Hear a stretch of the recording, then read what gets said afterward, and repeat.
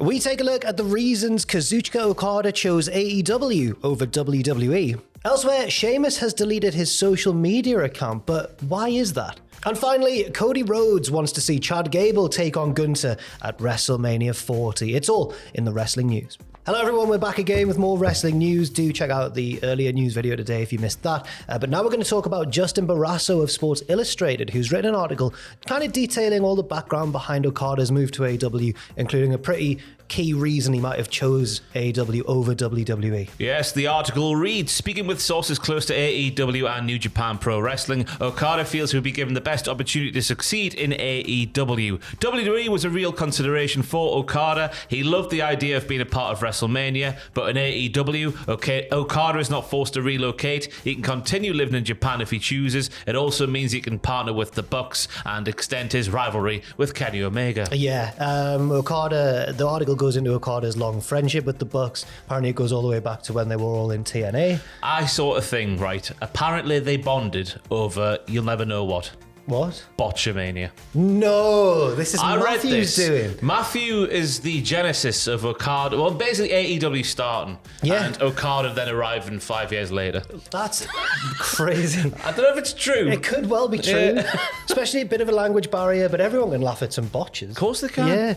Yeah. Justin Barrasso's article also explained the feeling around Okada turning instantly heel. We saw in last week's Dynamite that he looked like he was going to save Eddie Kingston from the Bucks, but then he hit him with the Rainmaker and they all posed, and he's the newest member of the Elite. The article says, per sources, there was no hesitancy about debuting Okada as a heel. His original big run in Japan came off being a great playboy heel. It's just a good use of... people will still likely cheer him because he's so likable and possesses movie star looks. But all parties, Tony Khan, the EVPs, Omega and the Bucks, and Okada all agreed that his run in AEW should start as a villain, which was an idea that came directly from TK. What a guy. What a genius. Because you're thinking Okada arriving, get the nice babyface run, get a couple of dream matches. We've all been down this sort of road before. It'll have been good, but turning them heel straight away and doing more character-driven storyline stuff, I thought was a master stroke. Yes, I think that's good as well. The article, it's a good article to read on Sports Illustrated. There's also the questions of Okada learning to work an American TV style and all that sort of stuff, which he's really good. He will do. Yeah, of course he will. He's done it before, a little bit in Forbidden Door and stuff like that. So yeah, I'm sure he'll do all right. Switching over now to WWE, it's been noticed that Sheamus appears to have deleted his Twitter or X account over the weekend, but the reasons aren't really clear yet. We were talking about his contract, and Aiden told us upstairs that Sheamus's contract, when Fightful were reporting all of the contract stuff with WWE superstars late last year, they noted that Sheamus's contract is set to expire now, the first quarter of 2024, but there's the injury time added on as well. Yeah, it was around November last year. Various sources were saying the contract was going to be extended past this sort of first quarter of 2024.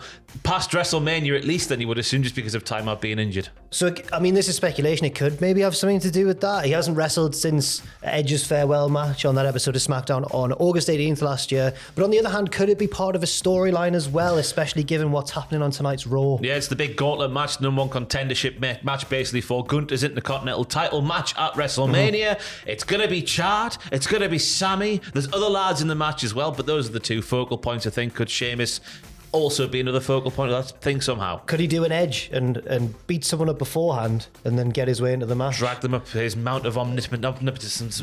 I mean, Ricochet's in there. He could get... I don't want to... JD's a little boy. You could drag him up. Yeah. I don't know, because the timing of the X.com deletion is very interesting with the contract situation at the forefront. Because if he'd re-signed and he deleted X, you're just thinking, it's a wrestler being, sensible. Yeah. Getting rid of that cesspit that is X.com. But with the contract stuff, it is quite newsworthy, I guess. Yeah, it could be any of those things, couldn't it? It could be contract stuff, it could be a storyline, or as you say, it could just be Sheamus thinking, I don't need that. I've got too many dogs to look after. That's all I see of them now, just adopting dogs. Lovely. Fair enough. Speaking of that IC title number one contenders going to match tonight, Cody Rhodes has endorsed one competitor in particular ahead of tonight's show. In response to a tweet from Chad Gable, Cody tweeted, Chad, go on with the whole dang thing. Excuse my language, but that's what he said. There's no swearing on these videos, but you've gone there. Fans have obviously been quick to point out that Cody is sort of turning heel on Sami Zayn by endorsing Chad Gable, because Sami's also involved in that match. I'm hedging me bets. I'm going to say a schmarge.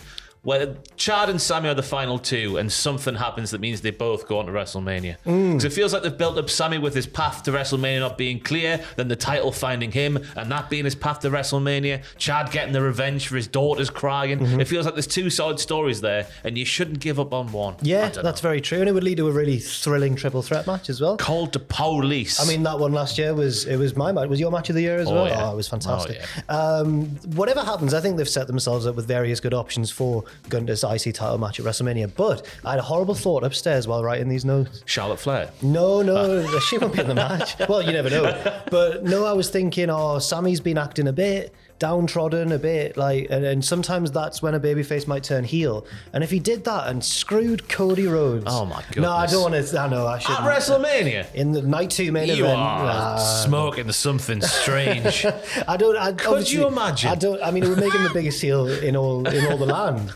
But no, surely not. I don't know. I hope that whether he's involved in the IC title match or not, I hope Sammy gets something substantial at Mania. It looks like he's gonna. Because a lot of things were like, my path's not clear. Okada at the time, his sort of like contract status wasn't clear. Have like a sort of Cody Rhodes WrestleMania debut, but for Okada, with Sami Zayn being the Seth Rollins. But now that's gone away. Yeah, no idea. What could it be if he doesn't win this match tonight? Of course.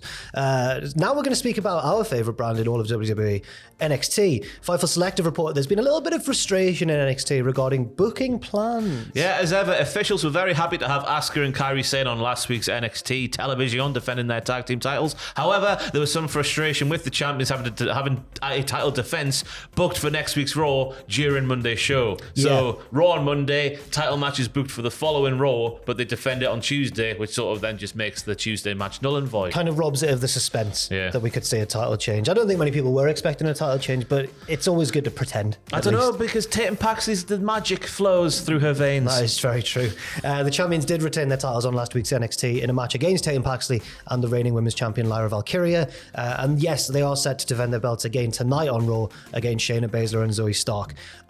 Which you would assume is a foregone conclusion as well. You'd think they'd retain that as well. This reminds me a little bit, although nowhere near as bad, but of like when Triple H was in charge of NXT, meticulously crafting this feud between Gargano and Ciampa. Vince calls them up, have them be pals again in a tag match. It's not as bad as that, but it does reveal that there is still a little bit of a disconnect sometimes between the main roster and the main roster NXT. The big time. Yes.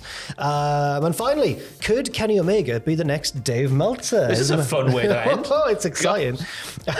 Omega recently teased on Twitter that he might start rating matches as part of his Twitch live streams. His Twitch channel is The Cleaner's Corner, which and I quite you like. could be seen on The Cleaner's Corner as he put on Twitter. I've been enjoying the streams lately, but I've been thinking about adding a new activity, one that should unite all wrestling fans and encourage a peaceful discussion. The sarcasm. I'm thinking of rating wrestling matches. He just outright went and said it.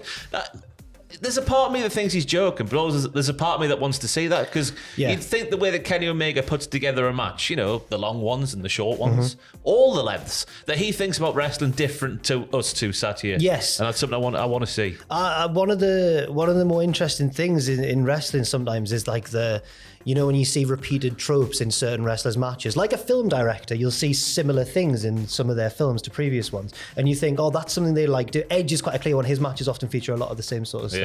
And it's always like hallmarks of a certain style. So I would like to see Kenny talk.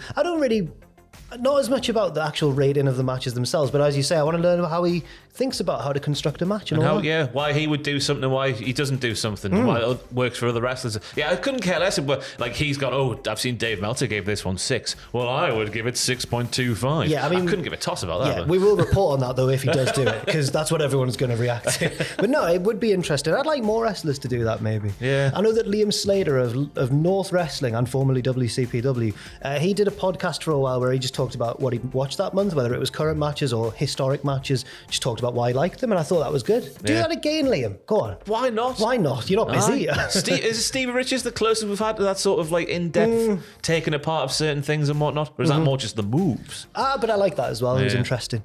And Maven does a bit of it as well. Here's how painful it was to take this. Yeah, here's how much money I made here. Thank you very much for watching. As I mentioned, this is the second news video of today. The other one's already up on this channel as as well. Leave your thoughts and opinions in the comment section down below, and thank you very much for watching. I've been Ross. No, I've been Jack. This has been Ross. I've done that before, you know. I've done that before. A lot of people wish they were me. Yeah, it's not. It's I'm just not one of them, but that's besides the point. We've got introspective there. How existential. Thank you all for watching, and we'll see you soon.